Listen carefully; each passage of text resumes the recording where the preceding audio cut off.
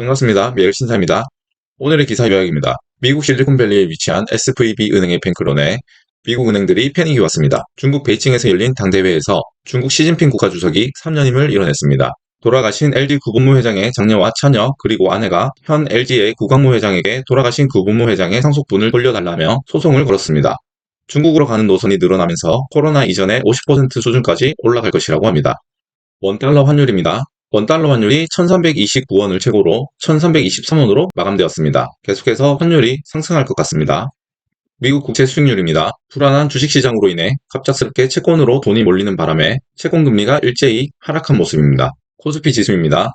어제 미국의 SVB 뱅크런 우려로 인해 나스닥, 다우지수 등 미국의 주요 산업 지수가 내려가면서 우리나라까지 영향을 미친 모습입니다. 아직은 은행이 파산을 한 상황이 아니기 때문에 우려의 목소리가 크진 않지만 제가 지난주에 이번 주가 중요하다고 말씀을 드렸는데 이번 주에 지수가 안 좋은 모습을 보여주면서 2400 밑으로 마감을 한 모습입니다. 2400 아래로 빠져버렸기 때문에 지수는 계속해서 내려가는 모습을 보여줄 것 같습니다. 제 예상은 2300 정도까지는 아직 더 빠질 가능성이 큽니다. 여기서 2330을 지지를 하느냐 2300을 지지하느냐도 큰 차이가 있습니다. 어찌됐든 이번 악재가 빠르게 소화가 되고 다시 정상화 궤도로 올라가길 바라봅니다. 미국 실리콘밸리에 위치한 SVB 은행의 뱅크런에 미국 은행들이 패닉이 왔습니다. 현재 미국 금리가 올라가면서 실리콘밸리 기업들에게는 경영 위기가 왔고 그로 인해 그동안 모아놨던 재산까지 빼가면서 회사를 운영해야 되는 상황이 왔습니다. 그러면서 은행 입장에서는 예금이 많아야지만 대출을 많이 해줄 수가 있는데 예금이 빠르게 빠져나가는 상황에 놓이다 보니 자본 잠식이 온 겁니다. 그래서 손해를 보더라도 자본 잠식이 오지 않도록 가지고 있던 자산을 빠르게 팔아쳤어요. 그러면 그걸 보고 SVB에 투자를 했거나 예금을 넣어놓았던 사람들이 불안해지기 시작하겠죠. 그러면 SVB가 망하진 않을까? 자기 돈을 잃진 않을까? 생각하면서 돈을 빠르게 빼겠죠. 그러면 또 빠르게 빠진 돈 때문에 자본 잠식이 더욱더 심해지겠죠. 그래서 결국에는 파산을 하겠죠. 그러면 결국에 파산하게 되면 안 망할 거야 라고 생각하고 있던 SVB 채권을 가지고 있던 다른 은행이나 투자운용사들이 피해를 입겠죠. 그러면 그 투자 운용사에 돈을 넣어놨던 사람들이 이거 큰일 났네 이러면서 돈을 다시 빼겠죠. 결국에는 다른 은행이나 투자 운용사들도 뱅크런이 발생하겠죠. 이렇게 연쇄적으로 돈이 빠져나갔던 게 리만 브라더스 사태입니다. 다행히 그때는 미국이 양적 완화를 통해서 미국 경제를 살릴 수 있었습니다. 하지만 지금은 인플레이션 때문에 금리를 인상하고 있던 과정이었기 때문에 SVB 사태가 더 커지면 리만 사태보다 더욱더 수습하기가 힘들 것으로 보입니다. 아마 정부에서 터지기 전에 정부 자금으로 막아줄 거라고 보입니다. 그때까지는 약 한 달에서 3달 정도까지로 보입니다. 여러분들도 계속해서 이번 사태에 집중해 보시기 바랍니다. 이번 실리콘밸리 뱅크런 사태로 인해서 지금 정부에서 추진하고 있던 은행의 개수 늘리기 정책에도 브레이크가 걸리지 않을까 생각이 됩니다.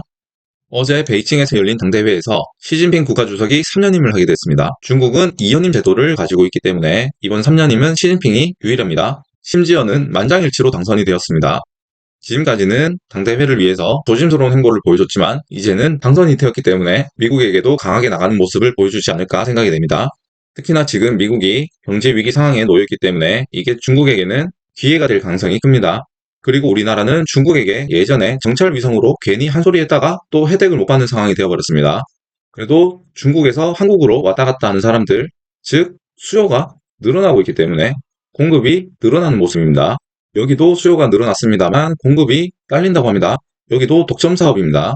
제가 2월 달에 한국공항이 짐 실는 업체로 독점을 하고 있기 때문에 사보라고 말씀을 드렸었습니다. 요때죠. 어제 SVB 사태로 많이 떨어진 모습을 보이고 있습니다만 4만원 언더에서 매수를 해보시면 충분히 다시 올라가지 않을까 생각이 됩니다. LG에서 가족 간의 소송전이 또 불붙었습니다. 예전 구본무 전 회장이 돌아가시면서 LG 지분 상속을 했는데 LG가는 장남이 경영권을 물려받고 나머지 형제들은 계열사를 분리해 나가는 것을 원칙으로 두는 회사였습니다. 그래도 협의를 거쳐서 장녀에게 2.01%, 차녀에게 0.51%, 그리고 어머니에게는 하나도 안 줬습니다. 원래라면 어머니와 세 자녀가 각각 1.5대 1대 1대 1 이렇게 나눠 가지는 게 맞습니다. 이미 4년이나 지난 문제라서 적법하게 완료된 상속에 대해서 뒤늦게 문제를 제기할 수 없었죠. 그런데 문제가 있었죠. 그렇기 때문에 상속회복 청구 소송을 제기했을 겁니다. 그리고 현재 구광모 회장은 구본무 회장의 아들이 아닙니다. 구본무 회장의 동생 아들을 양자로 들이면서까지 장자 승계를 한 겁니다. 새 모녀가 보기에는 우리 가족이 아닌 거죠. 상속이 끝난 게 이쯤입니다. 아까 5개월간 협의를 거쳤다고 했습니다. 하나, 둘, 셋, 넷, 다섯 이쯤이죠. 지금부터는 제 개인적인 의견입니다. 이때 돌아가셨고 그때부터 주식이 계속해서 떨어졌습니다.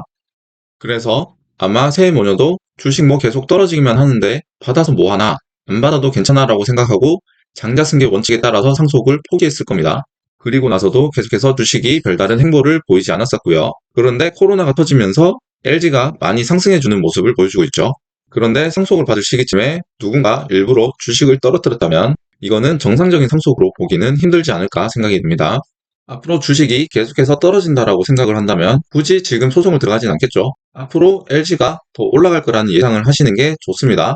회사 대표 및 임원급 정도면 회사가 돌아가는 상황을 잘 알고 있습니다. 그렇기 때문에 최고점일 때 팔 수도 있는 거고요. 지금 주식을 달라고 하는 건 주식이 앞으로 올라갈 거라는 걸 알기 때문에 달라고 하는 거라고 해석을 하시면 됩니다. 경칩 이후로 엄청 빨리 더워지고 있죠. 그 때문인지 빙그레가 경칩 이후로 점점 위로 올라가지고 있는 모습입니다. 심지어는 어제도 별로 안 떨어졌죠. 그래서 빙그레 계속해서 보겠습니다. 우체국 택배가 노조 파업을 한다고 합니다. 우리는 택배 노조가 파업을 할 때마다 어떤 주식이 오르는지 봐왔었습니다. 바로 쿠팡이죠. 택배 노조가 파업을 하면 많은 사람들이 택배가 늦게 오니까 쿠팡 로켓 배송을 이용을 했었죠. 쿠팡이 오를 거라는 겁니다. 쿠팡이 장사가 잘 되면 같이 장사가 잘 되는 기업이 있습니다. 바로 동방입니다. 동방은 쿠팡 물류센터를 운영하는 회사입니다. 작년에도 택배 노조가 파업을 하면서 많이 올라주는 모습을 보여주었습니다. 하지만 우체국 택배는 택배 물량을 많이 차지하고 있지 않기 때문에 신중하게 들어가시는 걸 추천드립니다. 앞으로 추세가 위로 올라가는 추세로 바뀐다면 그때 들어가 보시기 바랍니다. 오늘의 기사 요약입니다. 미국 실리콘밸리에 위치한 SVB 은행의 뱅크런에 미국 은행들이 패닉에 빠졌습니다. 중국 베이징에서 열린 당대회에서 중국 시진핑 국가주석이 3년임을 잃었습니다. LG가의 새 모녀가 구광모 회장에게 돌아가신 구본모 회장의 상속분을 돌려달라며 소송을 걸었습니다. 중국으로 가는 노선이 늘어나면서 코로나 이전 50% 수준까지 올라갈 것이라고 합니다. 오늘은 여기까지 하겠습니다. 감사합니다.